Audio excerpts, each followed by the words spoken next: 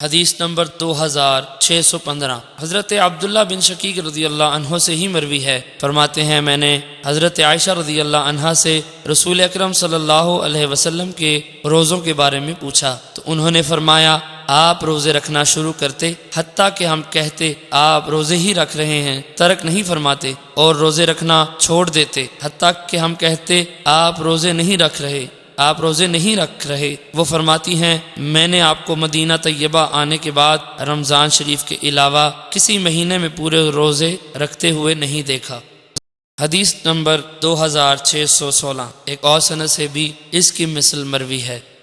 حدیث نمبر 2617 حضرت عائشہ رضی اللہ عنہا سے مروی ہے، فرماتی ہیں رسول اکرم صلی اللہ علیہ وسلم روزے رکھنا شروع کرتے حتیٰ کہ ہم کہتے آپ روزہ ترک نہیں کریں گے، اور روزہ رکھنا چھوڑ دیتے حتیٰ کہ ہم کہتے آپ روزہ نہیں رکھیں گے، اور میں نے رسول اکرم صلی اللہ علیہ وسلم کو رمضان شریف کے علاوہ کسی مہینے پورے روزے رکھتے ہوئے نہیں دیکھا، اور نہ ہی شبان کے علاوہ کسی مہینے میں زیادہ دن روزے رکھتے ہوئے دیکھا ہے۔